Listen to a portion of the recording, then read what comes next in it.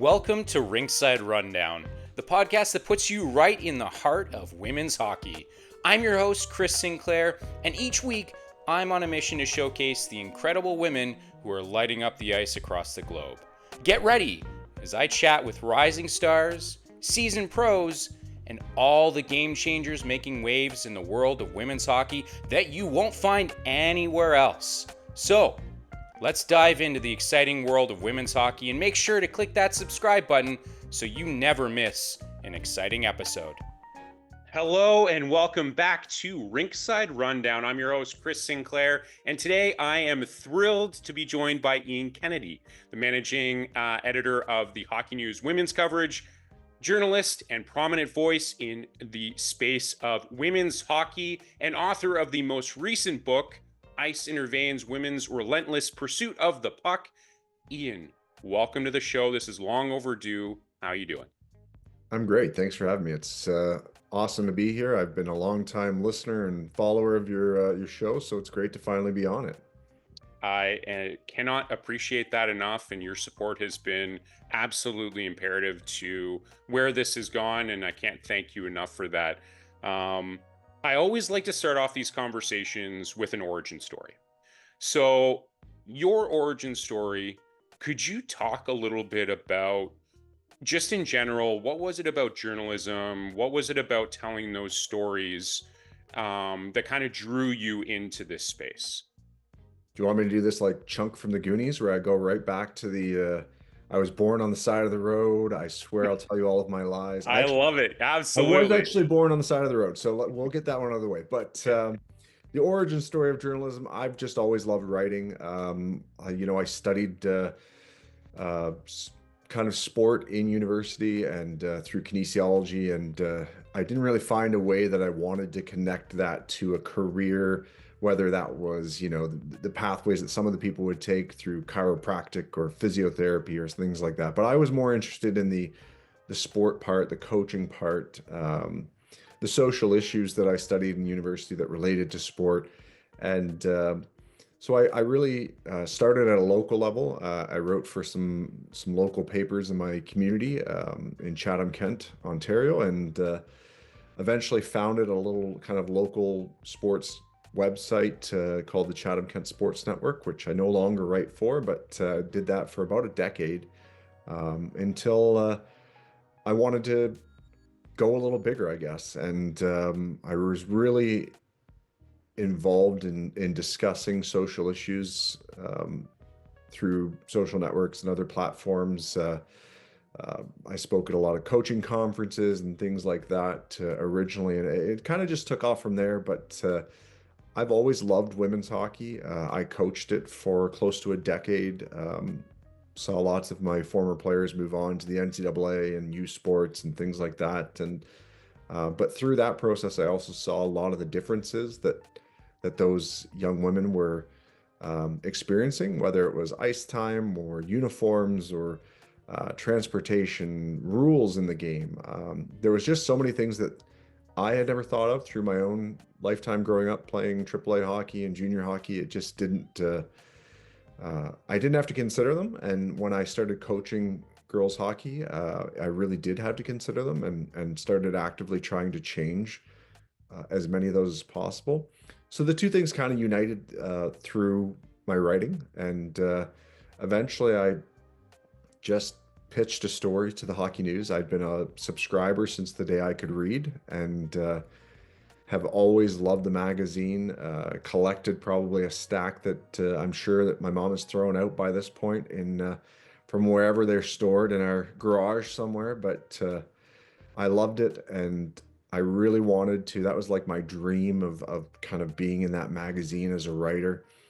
And my first pitch was accepted, and then I made another one, and on we went. And pretty soon I was regularly contributing to a lot of stories that were not necessarily the traditional ones that we were told in hockey, whether that was people that were racially excluded from hockey, people that were excluded because of their gender or their sexuality. And I really dove into trying to fill the Hockey News with stories that were unlike the ones that I had always read growing up, which were just about men in hockey. And that was fabulous. You know, there's definitely a place in the magazine for that. The NHL is still the most popular hockey league in the world at the moment. But there's other people that played hockey, and there's other people that have contributed to hockey. And I really thought that those stories deserved their place in what I believed was the most prominent historic hockey publication that was out there. And luckily for me, the Hockey News really embraced having those different stories told, and they really wanted them there. And you know, they've got me involved in other things, whether it's making the yearly list of social change makers in the game and things like that. But uh, from writing kind of an online blog and covering local sports and diving in there even to try and make equitable coverage of 50-50 of women's and men's sports to this current role. It's been a really unpredictable journey, and one that I would have never guessed would actually get to this point where now I'm, you know, guiding, I guess, some of the coverage and able to do things like put out my book recently. And but it's been fun, and I'm glad to be doing it. And hopefully, through this role, I can open the doors for a lot of other people. And uh, ideally, someone's going to take over from me, and hopefully, it's you know, a really talented woman in journalism that's going to step in at some point here and start to guide this coverage forward into the future too. Yeah, I love that it's one of those things where when you find something that you're genuinely passionate about, you just kind of run with that. And I think for you, it sounds as though it was one of those things where you weren't necessarily, you didn't start this blog with the expectation that you'd be, writing these profoundly important stories about gender equality and all of those things that you've mentioned. When you think back to when it started, how does it feel to now know that people look to you as one of those advocates in this space, someone who is really driven and really supportive of those stories and will, for you, it's not even necessarily about clicks. It's not necessarily about likes necessarily. It's really about just making sure that those stories are just out there. When you think back to when it started to where you are now, how does that feel to be that kind of advocate? And I know that there's a lot there are a lot of other people out there being advocates, and you may downplay your role in that, but you are a player in that. How does that feel to you? Uh, you know, I think that the biggest part about that is that it's difficult at times because there's some weight to um, being a person that's advocating for change in a game like hockey where it's really resistant to change. I feel good to see those stories out there. I feel good to see the people that see their stories represented, to see their histories told, um, for other people to see representation that whether it's queer people or women or people of color in the game that they have always played, and to finally see that history becoming more accessible. There's some reward to that, but it's definitely a struggle. For me, the biggest, most important part of this, from a personal standpoint, is the fact that where I began with my own beliefs to where they stand today has been a really important personal journey as well. Um, you know, I openly talk about in most of my writing that at some point in my life, I was taught every negative stereotype about whether it's people in the people of color or whether it's women in hockey. I held probably most of the harmful beliefs that anyone else did because of the way I was raised, because of the communities I was a part of, because of being part of hockey and being taught those things, you know, as a white man in sport. But it feels good to see more desire for people to hear other stories and to see people pushing back against the things that made me feel uncomfortable as a hockey player, and that I probably couldn't reckon with for a long time in my life. And that's a really enjoyable thing, is to see the world of hockey expanding, not just in who plays it, because we know that people of all different people have played it forever, whether or not they've been open or allowed to do that, but also in terms of the storytelling and some of the histories that are being there, and some of the people that are being celebrated now that deserve that celebration a long time ago. But to be part of that uh, preserving of that history, I guess, and pushing for it to be really normal for all people to be involved in the game in whatever facet they come to it, whether it's a fan or a journalist or a player.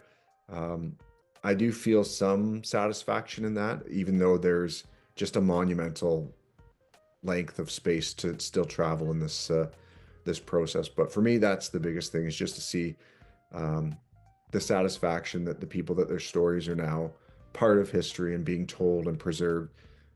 That's really important. And through that journey of collecting those stories, I've really grown myself and changed my own views as well. And that from a person in my, as a dad, as a husband, as a an educator, as a writer, those things have all greatly benefited me in a personal way that is hard to express.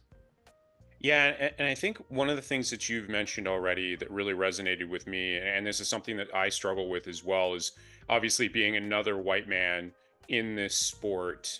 Um, it can be a little bit challenging or a little bit difficult at times to be able to, you know, recognize that you're also like, just because you're a white man in this space doesn't mean that the stories you're telling are any less important, but it can be really discouraging at times. You want to make sure that you're amplifying the voices, that you're telling these stories in the way that they should be told, through the words of these athletes, these incredible individuals that you're connecting with.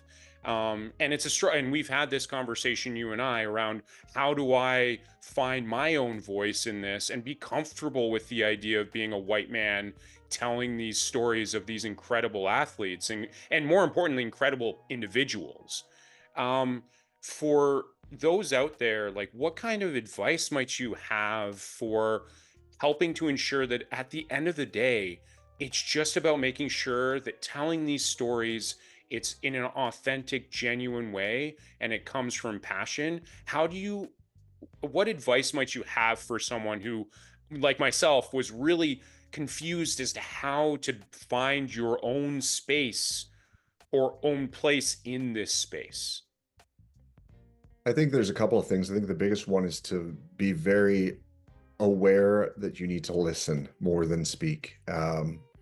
And I do a lot of speaking, and I do a lot of vocalizing my opinions. And I think anybody that follows me online would know that those are not always met with the greatest of acceptance from the hockey world. But listening is such an important part, and the value that I've got from sitting across the table, interviewing people, or hearing them on the phone, or wherever it might be, um, and hearing their perspectives and their lived experiences is just invaluable. And I think that that's when we're talking about our identity and our privilege that we have as these people in the hockey world. I think that's crucial, is to use that privilege at times, because I can say things that, sure, I'm going to get backlash for, but a member of the community that I might be advocating for is definitely going to be at a lot more risk personally,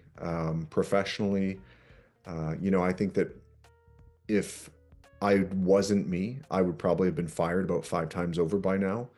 And I think that that's really important, is to recognize that we have privilege and we should use it in a good way, not to further entrench the negative things that are around the game. But that listening component is really important. And then the other thing, which I talk about in pretty much every interview that I do about, storytelling, is that I don't love to refer to myself as a storyteller. I love to refer to myself as a story preservationist, because They're not my stories. And so I kind of take it on as the task of like, I know that this is an important story. It hasn't existed anywhere else. So I'm going to take it down. I'm going to listen.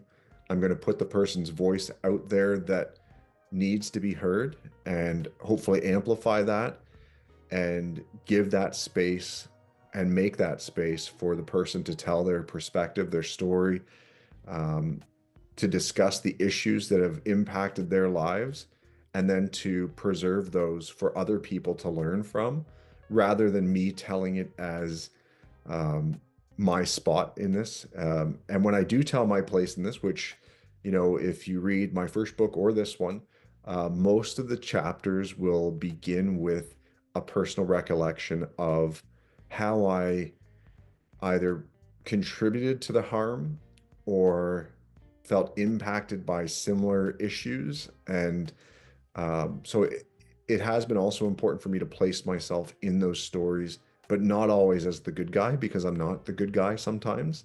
And I haven't been my whole life. And so I think it's really important to talk about the things that we've done, the roles that we've played that weren't so good, that contributed to the oppression or the exclusion of different populations in the game, that um, hurt those efforts to diversify hockey. Because, if you've played hockey or you've been involved with it through most of your life, you probably, even through your silence, have been involved in that. And so I think it's just as important to speak about our own contributions to that, when we're storytelling, and then to preserve other people's stories in those ways. And I think that's what you're doing, Chris. I think, as much as you might say that this is storytelling, you're really opening up doors for women in the game to talk about their backgrounds and how they got into this and what they love about the sport. And that, gives that visibility and the that representation that is so crucial, that has lacked forever. And so just taking those spots where we can open opportunities is just as important, but then also finding ways to bring more women into the game, whether it's as partners to us in media or journalism, or in showcasing the roles of women in the game in various aspects, so that people can see that they can do it and they can be part of the game, and that there's people out there that will not just support them but celebrate them. Oh, that was such a that was a really really profound answer, and I think something that, as like I've mentioned, as someone who's struggled with finding his own voice, especially being new in this space, it can be really it can be a little bit overwhelming, and it can be a little bit discouraging. And I want to talk about, before we get, and we're going to talk about your book. It's an incredible book in just a moment.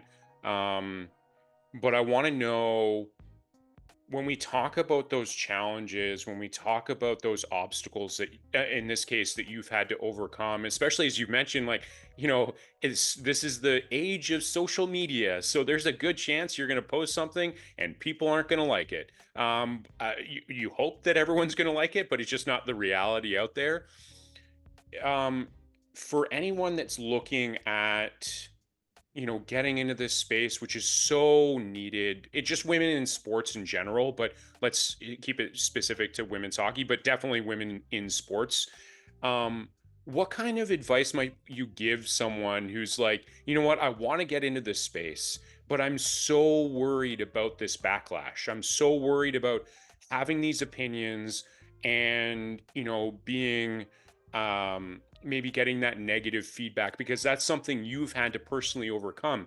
How did you overcome it, and how do you persevere? And then what advice might you have for others, in that want to be involved in this space as well? I don't read the comments. That's probably the first step. Good answer. That's Good it's a answer. Yeah. safety mechanism. When I do, it's a lot of people that will say, you've never responded to me, and there's probably a really good reason for that. But I generally don't. But I think the biggest part about that is that we just need to open dialogue. We need to not be afraid to, like an organization like Black Girl Hockey Club, right? They put this idea out there that we need to take this pledge to get uncomfortable, and we do need to get uncomfortable, and we really need to challenge our intentions in why we're doing something as much as anything. If the intention for you to join women's sports is because you see a financial opportunity or, um, you know, they're definitely there. I mean, women's sports is booming. There's going to be financial opportunities for so many people, but I think there also needs to be kind of like an altruistic approach where we need to look at it like, what good can I do, and how can I celebrate women in sports, and how can I support women in sports that will benefit them before me? And that's kind of, I quit doing for the vast majority. I still write the odd article about men's hockey, but um, prior to the announcement that the PWHL was launching, I had given up all of my men's hockey coverage and thrown myself fully into this, knowing that I was probably going to lose money um, for the time being until we could grow a platform that would really be vibrant and would have a readership and have a following, and knowing that there would be a lot of challenges because the infrastructure wasn't there to cover women's hockey. There was no prominent television coverage. You couldn't get interviews with people like you could with men's hockey. There was, very little media access to anything because their outlets weren't funding people to be in it. So you really have to look at that and think, am I doing this for the right reason before? And there are a lot of men in entering into women's hockey coverage right now, in particular, where I think they view it as a stepping stone to get to NHL coverage. And there's nothing that makes me more angry right now, because I went the other way and gave up NHL coverage to do this. And I don't think that anyone should view women's coverage as a stepping stone. It's fantastic. It's the epitome of sport. It is, we're talking about Olympic gold medalists and pioneers of the game, and the world's biggest stars of the sport. And just because some men that follow the NHL don't agree with that idea is doesn't make it false. You talk to people that follow the PWHL and they see this as the ultimate of this game. And so as long as you're entering it with the approach that you really want to do something good for the sport, and you see the value in women's sports, and you see the value in these incredible athletes as professionals, as role models, as leaders, I don't think you can really go wrong. But if you're using this as a jumping off point to get into some other spot in the hockey world, I think that's there's other ways to do that. This is not um, it's not a stepping stone. It's not a spot to skip over because you're trying to achieve something else. I think there's got to be some integrity behind it there. I wish we could scream that message from the mountaintops, because I think that that is another point that absolutely resonates with me. And I've been fortunate enough to be able to have a number of conversations, especially with junior and collegiate athletes, women's hockey players, and being able to connect with them and be able to help share their story. That's what this is about. Like you said, it isn't about a stepping stone. It's about, like, how incredible, when I get the messages after the conversations that I've had, or the articles that I write, and it's the messages saying thank you, Yeah. thank you. Like, that's what this is about, right? And it's not about me, it's about them. And that's kind of, from what you've shared, that's kind of one of those things that I'm pulling from what you're saying, is that it's really like, if we're telling those stories, and again, we're being authentic, we're being genuine, we're being passionate, but we just want to make sure that they're heard. Because these athletes, women in sports, again, we can broaden it as well, of course. Women in sports are have long been underrepresented. But speaking specifically about women's hockey, for the longest time, the only time you really got to see them was every 4 years, Mhm. right? And that's at the Olympics, which is, of course, the best of the best, but you're only ever watching it every 4 years. You have no idea what's happening behind the scenes. You have no idea, as you've mentioned, the struggles that they've had to go through just to get to, go through junior hockey, start their collegiate career, and then not know what's next. There might not be a next step unless they make the national team, right? So, when you think about your role at the Hockey News, and I think more broadly, just in the women's hockey space in general, what do you think are the biggest gaps in the media coverage, and how do you think, you working at the Hockey News, how are you working to bridge some of those gaps? I mean, the gaps remain immense. The daily coverage um, still is relatively non-existent. If you watch the off season, which we just went through, there was massive periods of no information from anyone. And I mean, outlets could go out and come up with stories. They could do features on the athletes in their off seasons. They could do speculative articles. They could look at prospects. They could, forecast rosters, but that just didn't really exist on a day-to-day basis. And I think that that is one of the most important parts is that we need consistent coverage all year round, not just during those major events, during the playoffs, once the day after somebody wins a championship. Those are crucial to cover. There's no getting around that. It's amazing that outlets that don't usually cover women's sports or women's hockey are picking those up now. That's fabulous, and I don't think that anyone would, you know, speak negatively of that fact. But I do think that we have a huge gap when you look at someone like Connor McDavid or Macklin Celebrini or whatever the young prospects in men's hockey that have come up through the years. We knew about Connor McDavid when he was 12 years old. Um, and we don't often know who the next women's hockey star is going to be until they've cracked a national team. And that is, a real disappointing gap in the coverage. We don't have those scouting reports that are looking at the younger players and celebrating them from the U18s up. And I think that's kind of where, men's hockey really dives in when they start hitting those U18, the Hlinka Gretzky Cups and things like that. And there's gaps all around in that standpoint. We don't have a lot of the professional organizations that exist. There's been a Professional Hockey Writers Association, which, I'm a member of, but we struggled to start a women's chapter a few years ago, and it's since kind of dissolved. And there is no networking, there's no community among women's hockey writers right now, like there is in men's, where if your outlet decides not to cover women's hockey tomorrow, there's 10 other outlets, because there's not 10 other outlets right now, and there's not 10 other outlets that are going to hire you even for freelance at the moment. So there's so many gaps.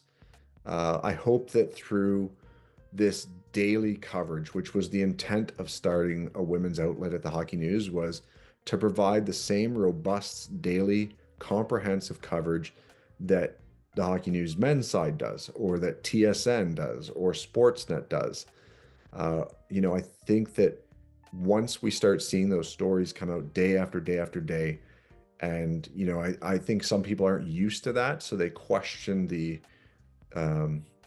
some of the coverage in general, because women's hockey hasn't been speculated about. There hasn't been talk of drafts. There hasn't been talk about trades and who will be traded.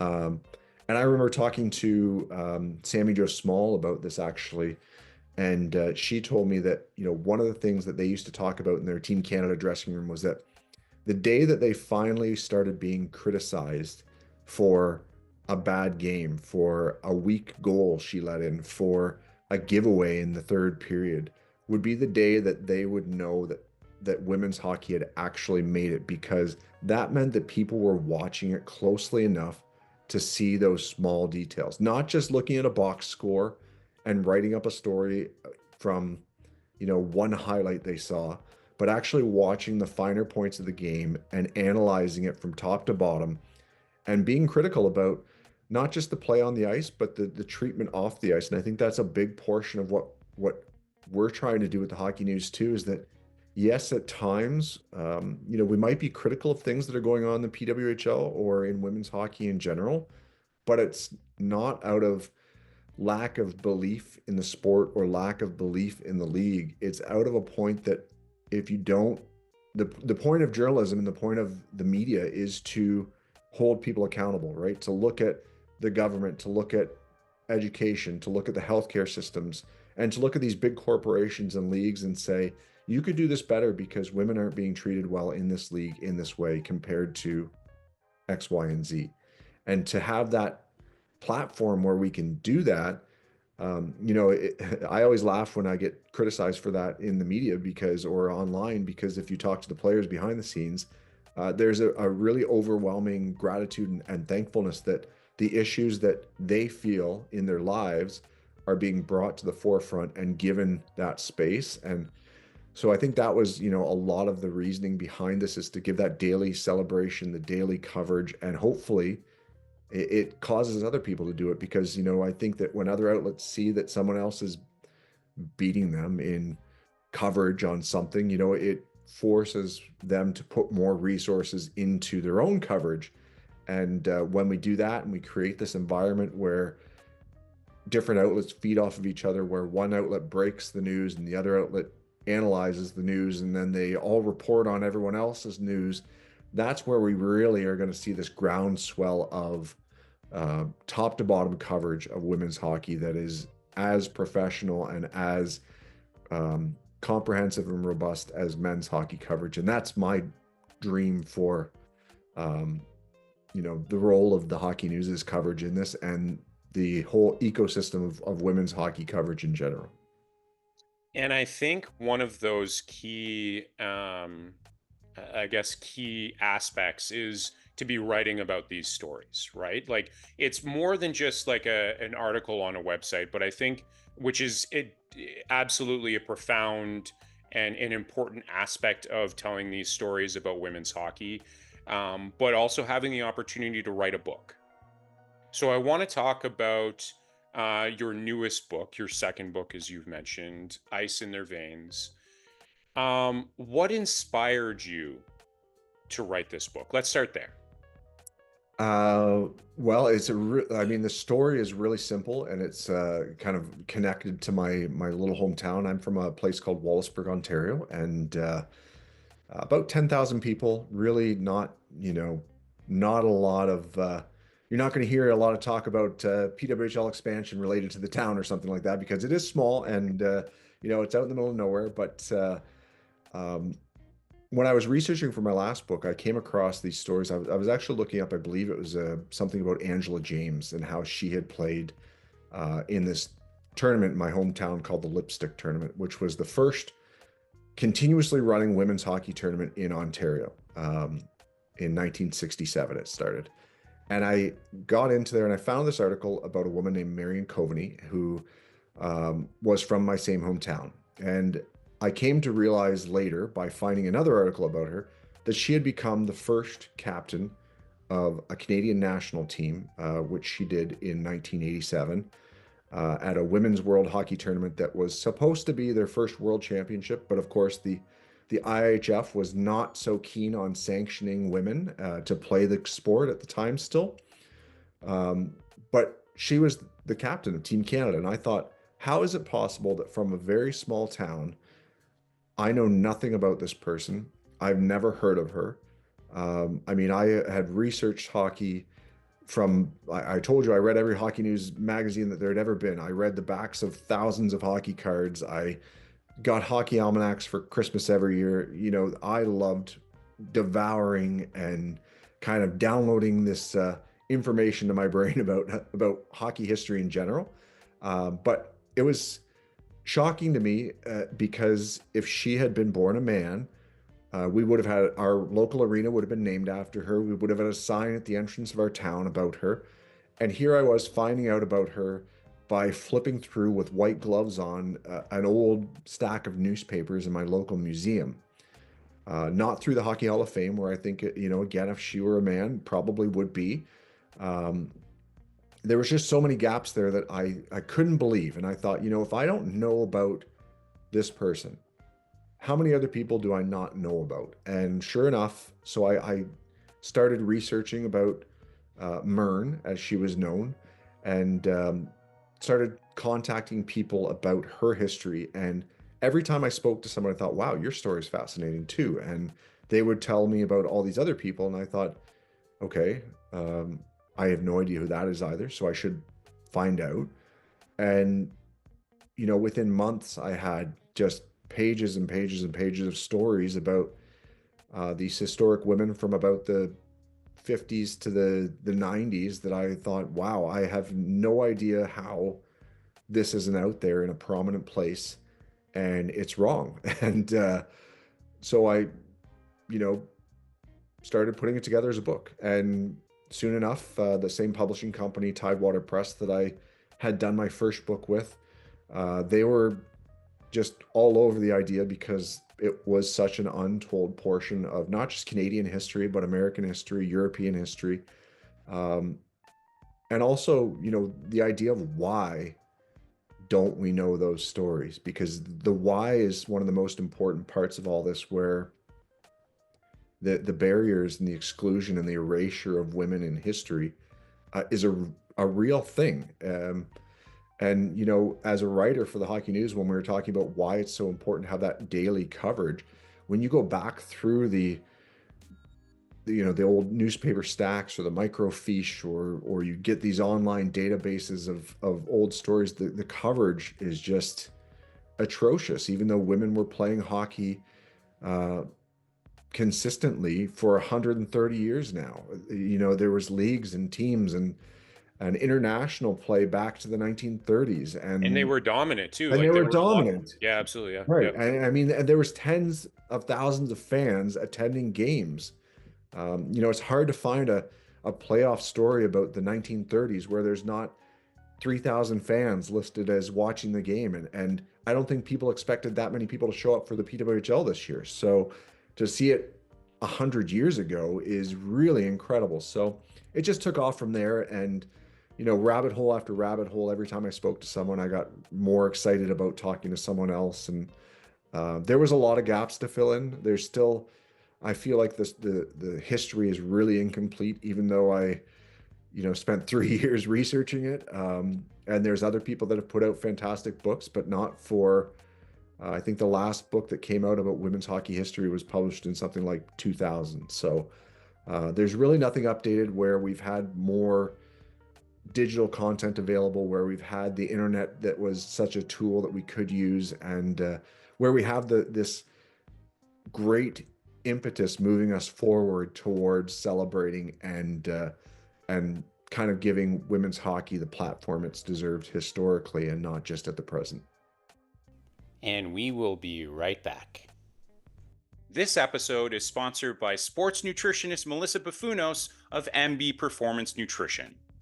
As a former competitive hockey player turned nutritionist, Melissa's mission is to help the next generation of hockey players optimize their diets and health so they can perform their best both on and off the ice.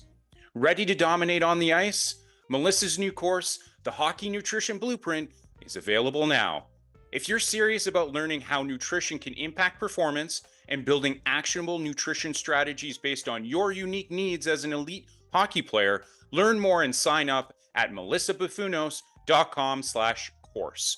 That's melissabuffunos.com/course, and make sure to use code Rinkside to save $50 off the regular price. Thank you to Melissa Buffunos for sponsoring this episode. And now, back to the show. I think, in the research that I've done, and I kind of mentioned it, but, women's hockey long been a dominant, like the teams that are on the ice, they are often incredibly competitive. And I still remember stories, obviously based out of Ottawa, about the Ottawa Alerts, and hearing or reading stories about how, men would be so dismissive of the women's sport, of the women's game, and then it would actually go to attend a game, and it was physical. It was it was a really, really, when we talk about those crowds, like those are those things where it's like, it's actually been a thing for a long time. Yeah, and I mean the PWHL coming back in has brought so much of that back because something like when you mentioned the physicality, um, body checking coming back into women's sport. Yeah. And it's really important to say coming back into women's sport in women's hockey because body checking was only removed from women's hockey in 1992. Before that, it was the norm. It was every league out there. And when you talk to these women that played the sport through the 80s and the 70s and the 60s, and as far back as you can go, and you read the newspaper clippings from 1915 or 1930, they all describe the physicality of the game, the body checking, the fights, the everything that people would expect in hockey. And it wasn't until, of course, men tried to take over some control of the game where that kind of paternalistic, this thought that we needed to protect women in hockey, which is so false, came in, which is why, if you look at pictures of the 1950s and 60s in women's hockey, there are no cages. That is a modern creation. And, I fully support people wearing cages. I think that probably more hockey players should be, same with neck guards. But the fact that the rules were made differently and applied differently to men and women in the game is where the issue comes. And the fact that body checking was removed completely, even at the most elite levels, because men were afraid of how it would look, is just problematic. And I'm so glad that, and I spoke to Jana Hefford about this in the early stages, and the message was that this is how the women want to play the game. And the fact that we are finally getting to a point where we're listening to women about women's sport Crazy, right? it's crazy. It is just it's a thing that I can't believe we're saying, oh yeah, today we're going to finally listen when we should have been listening for the last 50 years. But it's great. And I'm so glad that you bring up those points because it's all so valid and really important to talk about where those changes came into the game. Yeah, and I want to know, speaking specifically about your book, I want to know, when you sit back, now it's published. Mhm. So first of all, congratulations. That's Thank you. obviously a huge milestone there. But it's published. It's out there now. People can buy this book. What kind of lasting impact do you hope this book will have when it comes to women? And I keep bringing it more broadly, zooming out and saying just women in sports, because I think this will absolutely have that kind of impact where it's not just about coverage about women's hockey, although obviously that's what we're talking about, but it's women in sports. What kind of lasting impact do you see, or do you hope this book will have on how people perceive women in sports? Well, first of all, I hope that they see that women have always played hockey and that women have had a very prominent role in developing the sport to be how we know it today. And ideally, that might involve more women being inducted to the Hockey Hall of Fame, in particular as builders. The fact that there's no woman, if we look at the women that are in the Hockey Hall of Fame, it's probably, I'm certain it is. It's Angela James that's probably been playing the game the longest and is the earliest hockey player inducted to the Hall of Fame. And that is farcical because she, really was in her heyday with Team Canada in the 90s. That's where we know about her from. But obviously she played for decades before that. And there was women that she looked up to and women that they looked up to.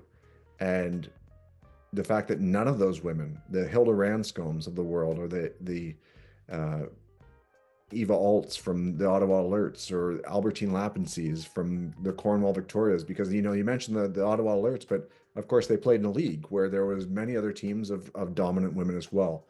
The fact that we don't have any representation in the Hockey Hall of Fame prior to 1990 is just, I can't understand it because it's not a representation of hockey history or hockey excellence. So I hope that that's one product. I really hope the other part is that it's just that representation and the visibility that and the opportunity for education, not specifically not for women, because women know that women have played the game and had incredible roles, but I really hope that other men will pick up the book too and take the opportunity to question their beliefs of the game and to see why maybe um, we're just getting to this point in professional women's hockey today.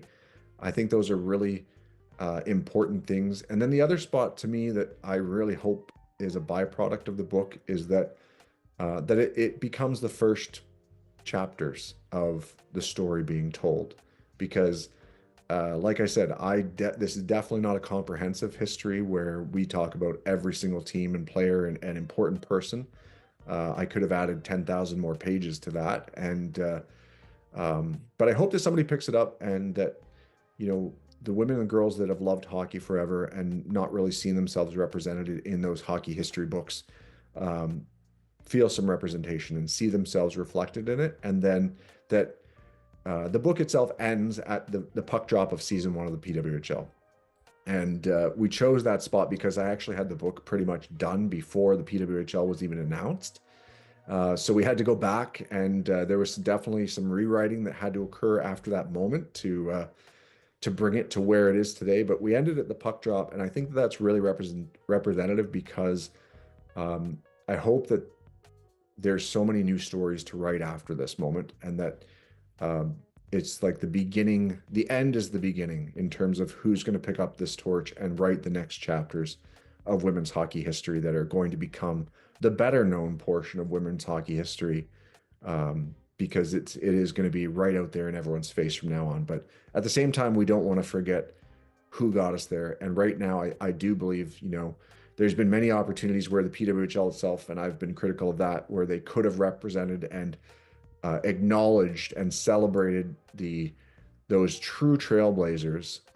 You know, and the PWHL uses that phrase that it's about the movement, not the moment. But so much of what we've seen has been about the moment.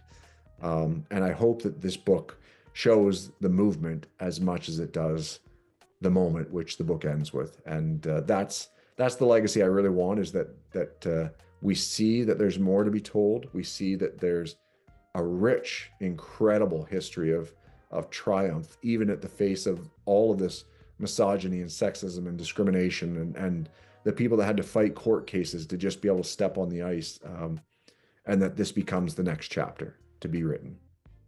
Yeah, and there's so much more that I want to talk about in terms of your book, but I do also want to get your perspective. You've touched on it when it comes to the PWHL. I would be this conversation. I think it's absolutely an important part of our conversation today. And in terms of, you know, you mentioned the Trailblazers, and there are so many Trailblazers in it. As you mentioned, and what I love about your book is highlighting a lot of those Trailblazers. I do want to get your perspective on the PWHL. We don't have to get into the specifics about the PWHL and you know, itself, but what do you think finally having that professional league that has that financial backing? What do you think that's going to do when we talk about the future generations and we talk about that representation and we talk about, you know, maybe some different approaches to how we celebrate those next generations? How do you think the PWHL is going to have an impact on that? It's going to be the same impact we've seen in smaller portion sizes historically. I mean, if you go back to that 1987 Women's World Hockey Tournament, which is one of the really important events that we highlight in the book, some of the people that were there, like Cheryl Pounder and Vicky Sunahara, were like flag bearers that went on the ice that event as youth, and then watched for the first time international women's hockey played and thought to themselves, I want to do this. And then when 1990 hit, you know, you talked to Jana Hefford, and she sat there and watched on her television for the first time ever women playing at an elite level and saying to herself, this is what I'm going to do. And then speaking to Jana, you know, for the book, actually, she spoke about how 1998, when women's hockey is finally in the Olympics, which the push to put women's hockey in the Olympics has existed since the 30s. There's, you know, the topic of when it was included, fine, but there has been a very active campaigning for women's hockey to be included for nearly 100 years. But, she spoke about how incredible the spike in girls and women's registration in hockey was following 1998, where for the first time, we're not just talking about a biannual world championship. We're talking about the biggest stage in sport that there is, and the incredible amounts of people that signed up to play hockey right after that. And I think the PWHL, and this is what Jana said as well, is going to have an even larger impact, because we're not just talking about this now once every 4 years, like you said.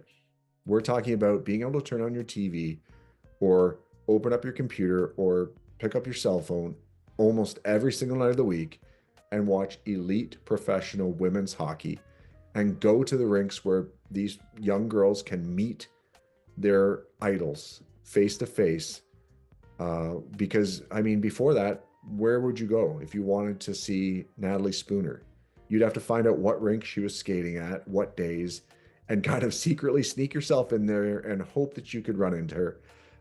But now we know, you show up at the Coca-Cola Coliseum, and or you go to the Ford Performance Center to practice and you watch. And there's just so many opportunities to interact and to see that the sport played at that level, where we're going to see this massive boom, not just at the introduction level where 6 and 7 or 8-year-old girls are joining the game, but where we see 40 and 50 and 60-year-old women say, I'm going to get back in and I'm going to join a women's rec league or a co-ed rec league. And that's incredible. And I know for myself, my daughter would watch the games with me all last year, because I had them on all the time, of course. And it was great to see when I turned on that TV, she would say, Daddy, is this girls? And I would say, yes, it is. And she'd say, okay. And then she'd pick up her toys and play and watch the game or whatever. And then, 2 nights later, when there's no PWHL on, I'd put on an NHL game just to watch. And she'd be like, Daddy, is this girls? And I say, no, this is boys playing hockey. And she'd be like, I'm not watching this, like, just to have that option and that choice. How incredible is that? It's awesome. Yeah. It's just great to be able to have that, where she could say, like, yeah, no, this isn't my style of game. I'm going to watch the women play hockey tomorrow. And that is just, I mean, how else are we going to get that ability to see yourself represented in the game and to feel connected to who's on the screen or who's on the ice than by putting it out there like this league has? And, so I can't celebrate the PWHL enough. And I think that's something I don't say enough, because people see me as this highly critical individual, but, and I can be, I mean, I'm just, to be honest, I can be, but to celebrate this league the way it needs to be celebrated and the way it deserves to be celebrated, I can't even articulate that in words, because the impact I see on it in a daily basis in my own family. My wife talking about how she never had the opportunity to play hockey growing up, and she thinks she would have loved it. And just to see the excitement online, the pictures of people with their kids at the games. I love going to the World Championships every year because I love hearing the different tone of the crowd. I mean, you can hear the young girls in the crowd, and the pitch of the fans is just so different. And it's so exciting to know that there's all of those young girls watching their idols on the ice. And that's I can't thank the PWHL enough for being that point of visibility, and the importance of it is just, I mean, it's immeasurable right now. We'll look back at it in 50 years and know the true impact. And I say this, and I say it as often as I possibly can. And that's that of all the sporting events I've had the opportunity to attend, NHL, NBA, MLB, soccer, it doesn't matter. The PWHL was, and I sincerely believe will always be that the biggest and most exciting and most sporting event that I will absolutely always treasure. Because as you mentioned, just seeing the fans, just seeing and it's just it's not about opponents, it's about just being there. I think that may evolve over time as we start to see a lot more passion there. But um, Yeah, uh, tell that to Poulan as she stares down the Americans that it's not about yeah, the exactly what I'm saying. Yeah. But I want to wrap things up by saying this, and I'm going to get a little heartfelt here for a moment with you, Ian.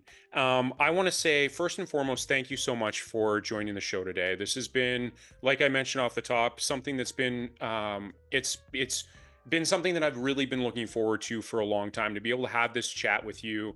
But I think more profoundly for me is just how much you've believed in me every step of the way throughout my own journey. I'm new to this space. I'm new to all this sort of stuff. And you've been a huge supporter of me. You've really encouraged me. You've given me tough feedback. You've also really recognized when I've done something really well and celebrated me in that way. So I just wanted to say how much I appreciate not only you taking the time out of your awfully busy schedule to hop on the show and spend some time with me, but just how much it's meant to me. You know, I've looked up to you for a long, long, long time, longer than I'd like to admit. But it's just meant a lot to me to have the belief from you and the support from you. So thank you so much for that.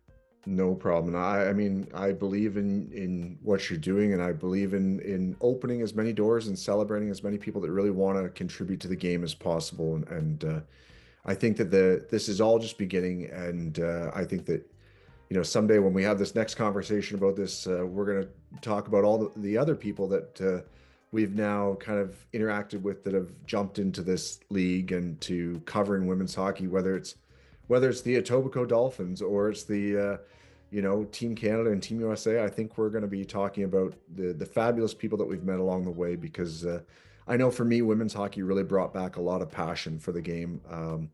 I'd kind of burnt out of all of the negativity around men's hockey for so long, and this space has become something that I really cherish and I'm really protective of, and that I really love. And anybody that wants to jump into it and contribute the way that you have, and to give their time and their efforts and their sincerity to opening up this and having conversations with people about this and celebrating the many incredible people and athletes in the game. I think that's just so valuable and worthwhile that I don't know why we wouldn't throw ourselves into showing that support. So it was a no-brainer for me, but I'm glad that you're enjoying this as well. So I really thank you for having me on. Yeah, thank you. I appreciate those kind words. It's been the most rewarding experience of my life. Having the opportunity to chat with you is right up there as well. So, once again, um, thank you so much, Ian Kennedy. I cannot appreciate you enough. And for the one and only Ian Kennedy, I'm Chris Sinclair, and this has been Rinkside Rundown. Cheers.